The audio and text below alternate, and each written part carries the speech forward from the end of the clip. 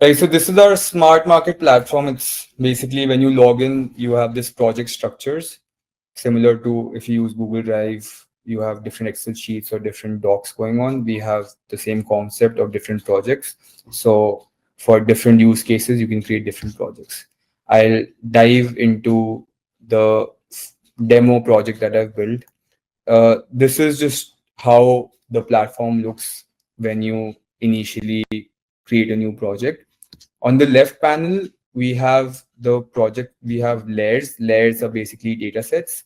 Data sets, primarily, there are two types of data sets. There can be more, but the primary data set that we have, one is polygons, boundaries, basically, regional boundaries.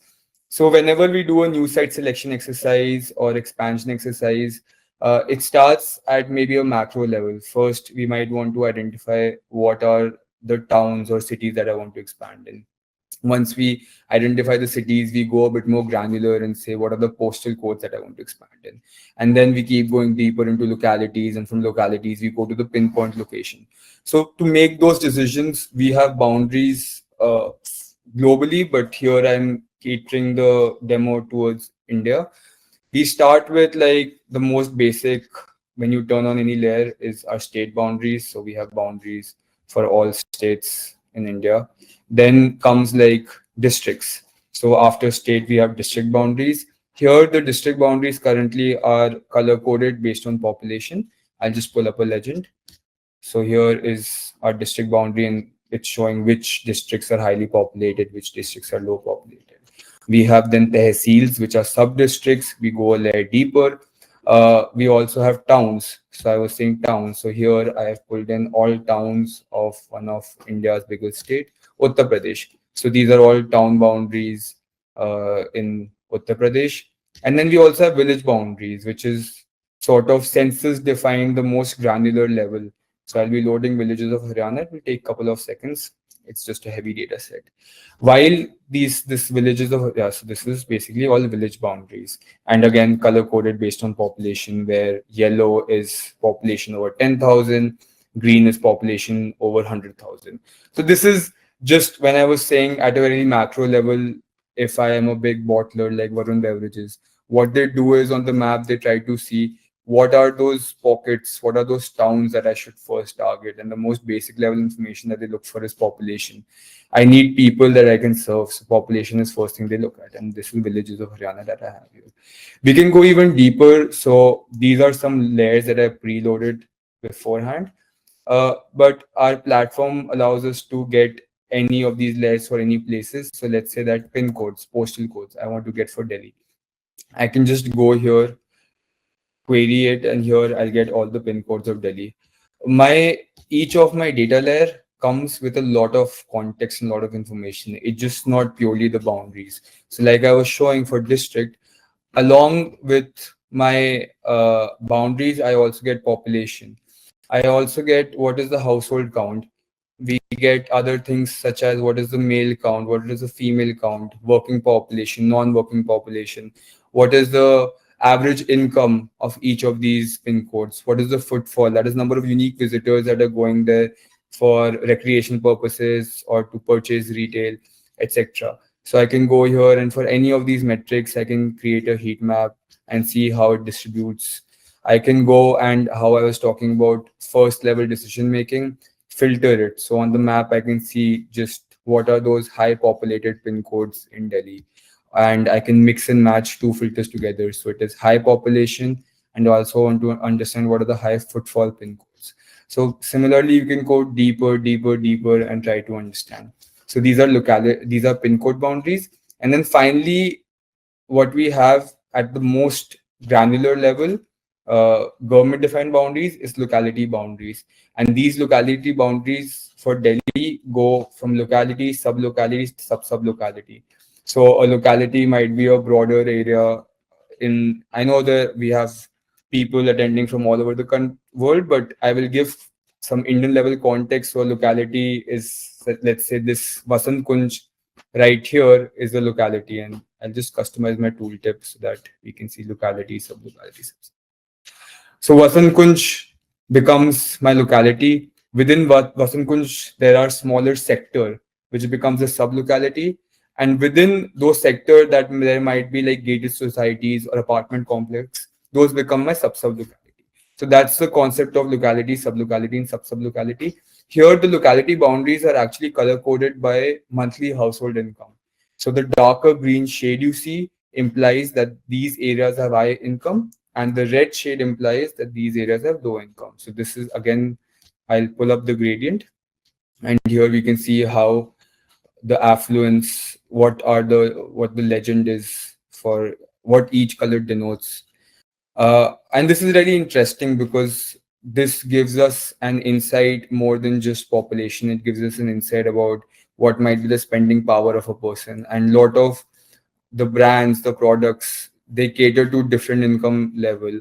Some cater to low income, some cater to mid income, some cater to high income. So this mixed match with other things becomes really powerful. And then how I was talking earlier, we have these region boundaries. On top of that, we also have point of interest. So let's say I just want to view all ATM locations in Gurgaon. I can just click on the layer and all ATM locations come in. Here also we have multiple different ways to visualize it. So one is just a basic icon, but if I want to have a heat map, I can also have a heat map here. If I want to go into a cluster view, I can go into a cluster view. So it's just different visualization styles, and just visualizing things also sometimes gives you a lot of insights. What is happening? Seeing things on the map makes a big difference in just seeing things on an Excel. We also have a very interesting data set called new infrastructure projects.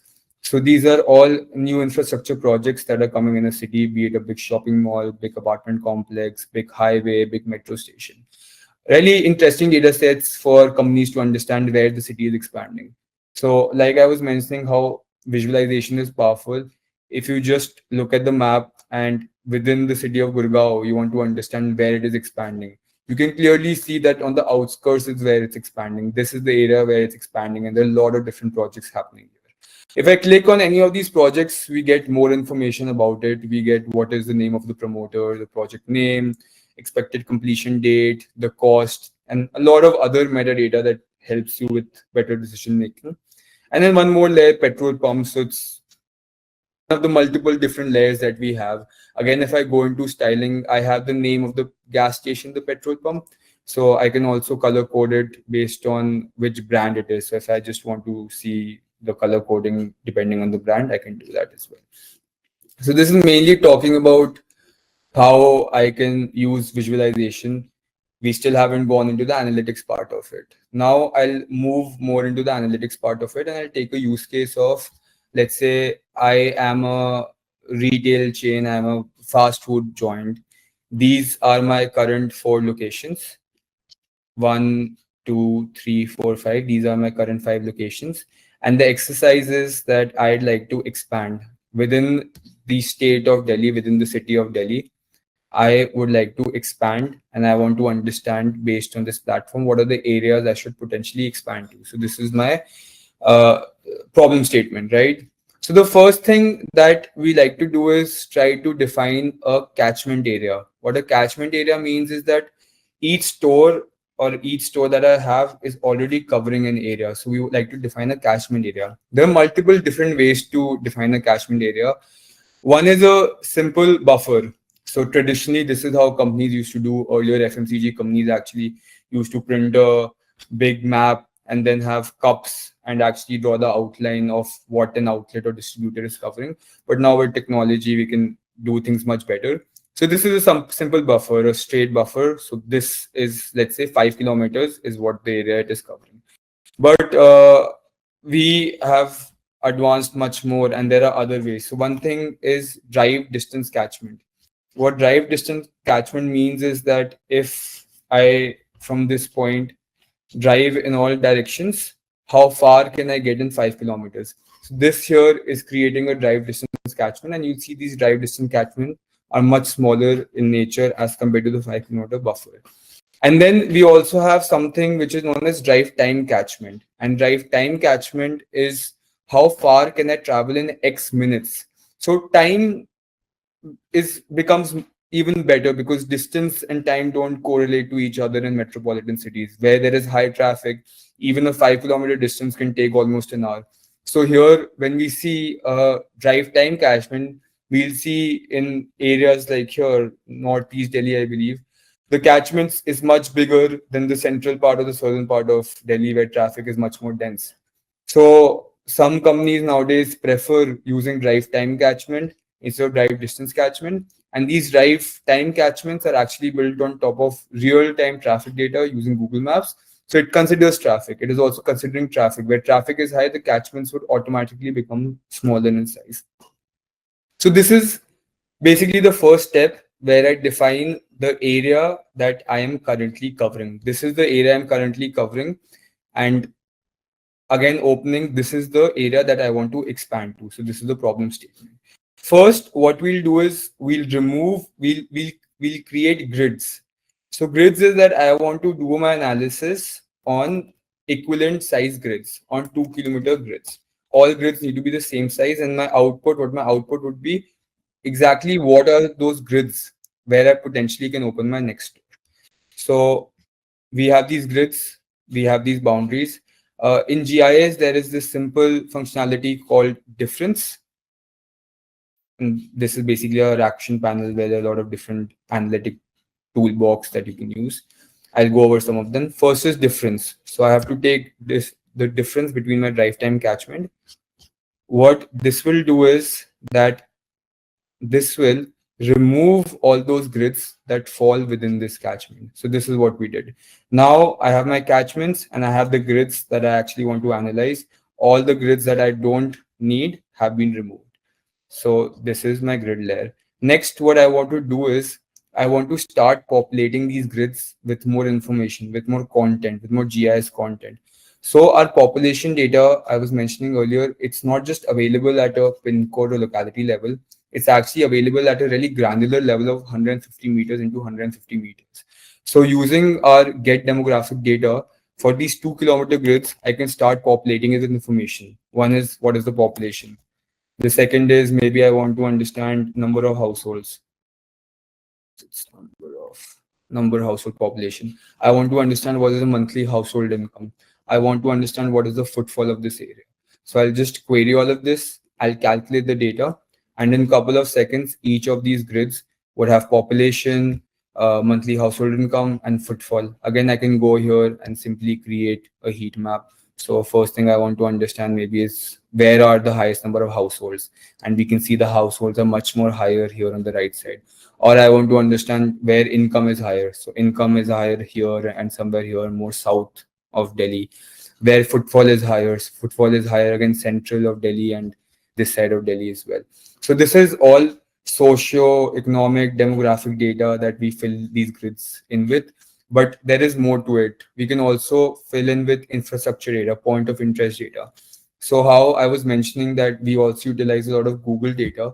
There is a new capability they've released called Places Insights that only Lepton currently has access to. What it does is it helps us to query point of interest data straight away from Google's database. So from Google's database, for any type of polygon, either these grids or pin codes and catchments, I can understand the count of different point of interest categories. So I can understand what is the count of fast food restaurants according to Google in these particular grids, or how many apartment complexes are present here, or how many malls are present here, or let's say how many banks are present here. So if I go through the categories, there are almost 200 categories here.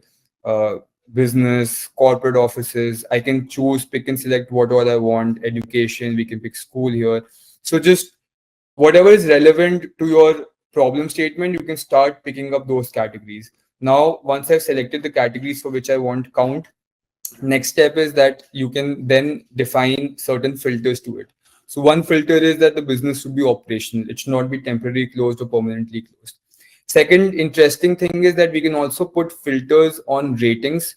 So that is that I want my point of interest, whatever the count comes out, all of them should be highly rated. So the rating should be more than 3. I'll remove the filter for now just to keep the count high.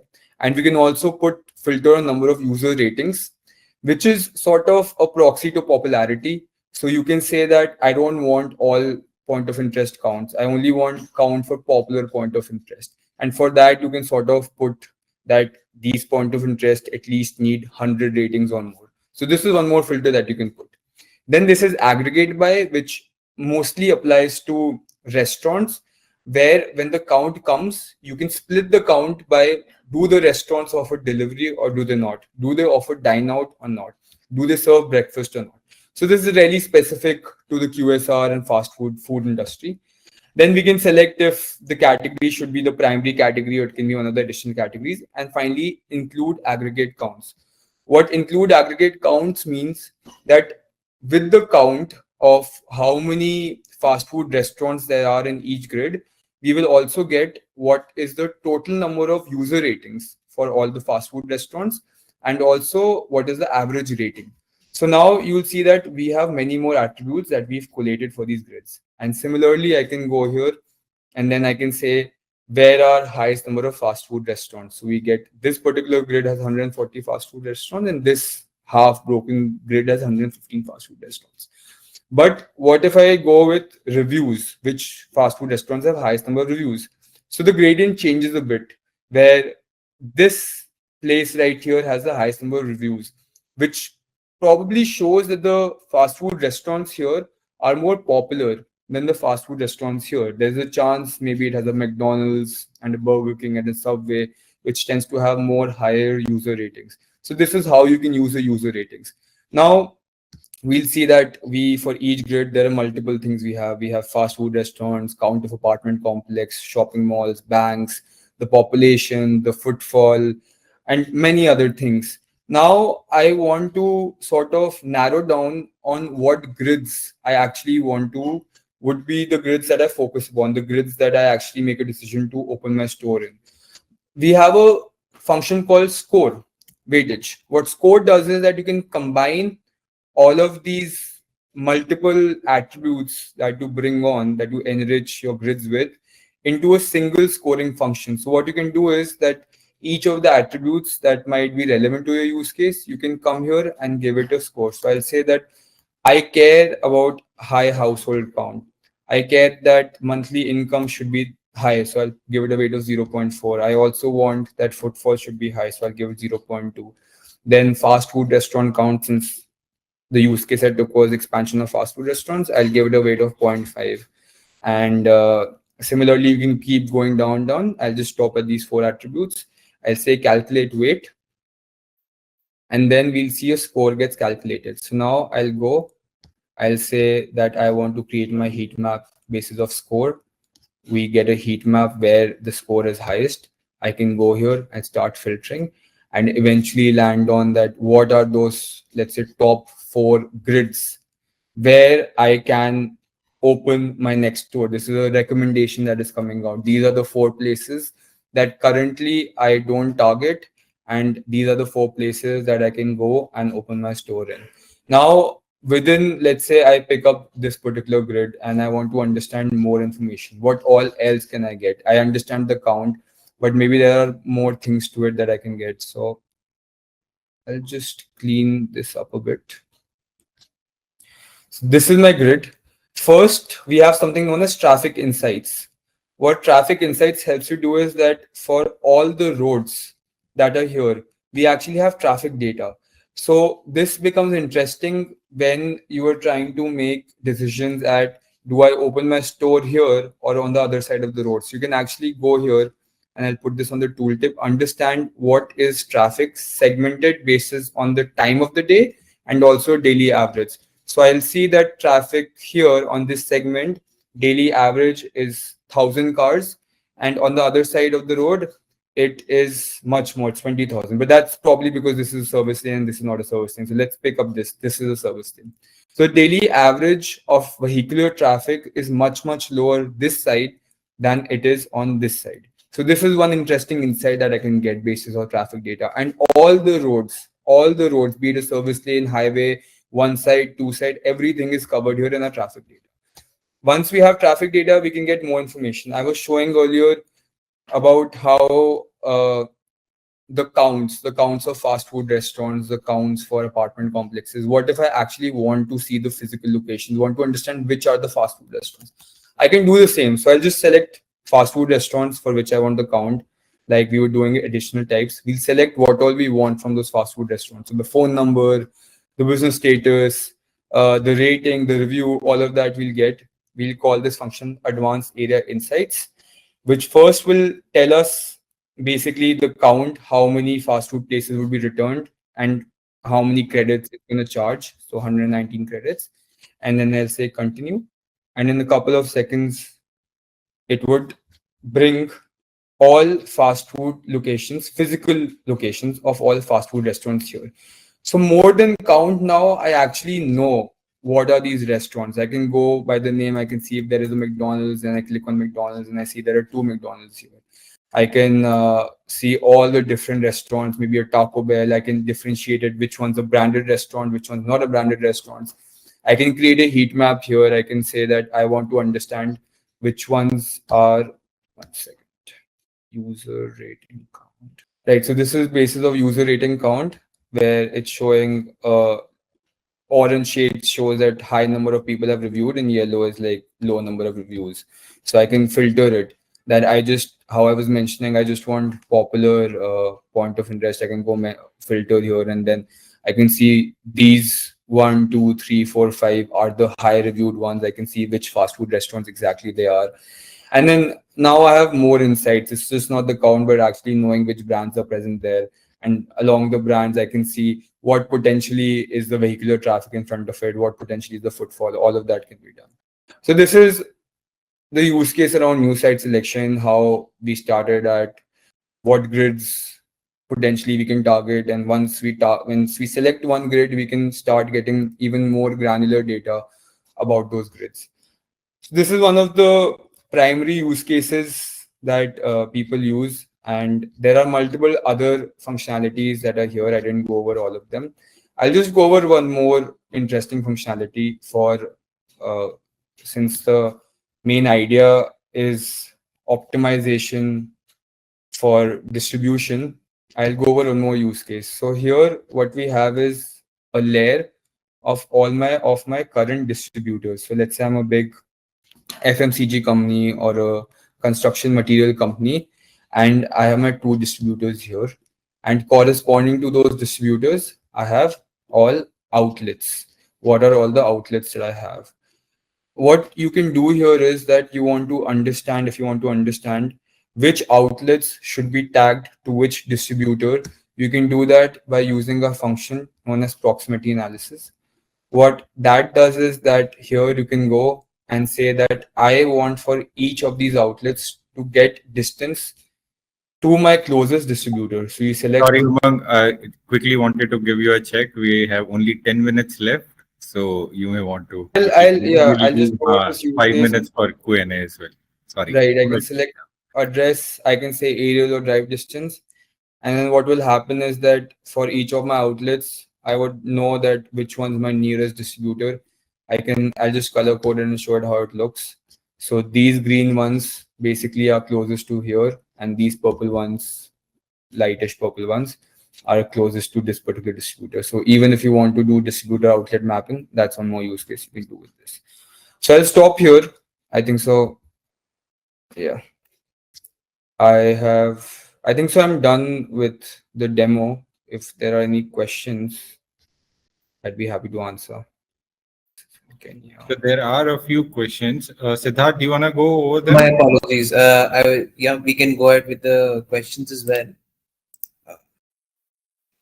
Let's start off with the questions. So the first question is, we often assume that high footfall or dense population guarantees success, but in your experience, which variables has surprisingly turned out to be a stronger predictor of store performance in a new location or in a predictive analysis? Competition is a good predictor for retail. We did a project for IOCL. We tried to predict potential new locations and also where what would be the sales of petrol and diesel over the next 5 years. For that, one of the most important parameter was traffic, which is similar to footfall. But one more important parameter was upcoming infrastructures for the prediction of next 5 years, because that really guided if new factories are coming around that area, new malls, new schools are coming around the area, and if population would be growing. and that really helped us in the 5-year projection. So yeah, point of interest other than demographics and footfall is interesting. I think so. We can take a question from Alexander, which is the third one. You can skip the second one. Sure. So Yeah, please go ahead, Mark. So, Alexander, yes. So there is a new solution that is coming out that we're releasing. It's called traffic management solution. It allows you to understand what are the traffic patterns throughout the day, what is the congestion score in an area, how can you optimize your traffic light signals. That is a new solution, and it would be available globally, worldwide. We just need to understand if you're representing a private company or a government agency, since this solution is primarily for traffic police agencies and government agencies that are into planning of roads and traffic lights, etc.